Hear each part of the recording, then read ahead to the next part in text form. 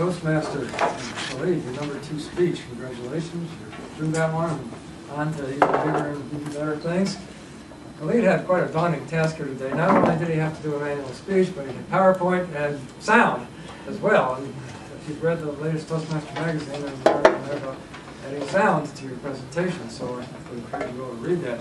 Now, Khalid's number 2 speech, Organize Your Speech.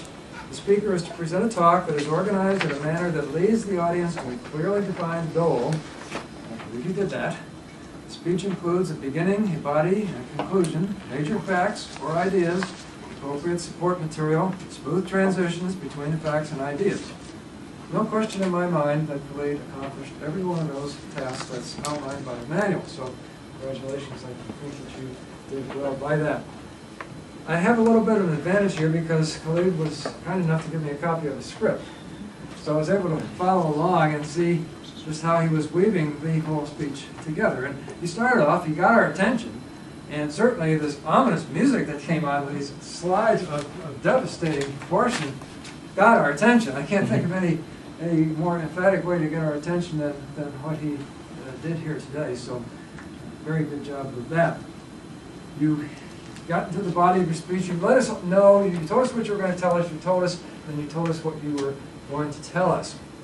And as you went along, I think you developed a little more confidence in what you were saying. And one thing you did, I was following along in your text, and I noticed you started talking about some things that really weren't there. I said, oh good, there's a lot more here. And as you were talking about the things that you didn't have to read, I think your eye contact was better, you related to us better, and you were more energetic about what you were saying. So the message here is, the script is great, but don't let it bog you down in future speeches as you get more proficient. I do have one major suggestion on how to rearrange the speech a little bit to make it even better than it was. And that is, your opening was way too long. First of all, your title was way too long. I was acting secretary today. I gave up after why disarmament. I'm not going to call that. So fill it in later, I guess, if we have to. But the speech title needs to be short enough that people can relate to it and remember it. The introduction, I think that the music was great, but it kept going on and on and on. And I think at some point you needed to turn it off much sooner than you did and then move on to the body of the speech. And as I look at your text here, I see a very large amount of text associated with your opening. And what I did is I penciled around about a quarter of that, which would make for better just the opening by itself. So I would have said something like, Mr. Toastmaster, have the music going.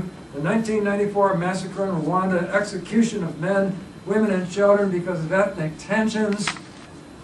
An estimated death toll of approximately 1 million Rwandans killed, 1/5 of the total population. And cut the music.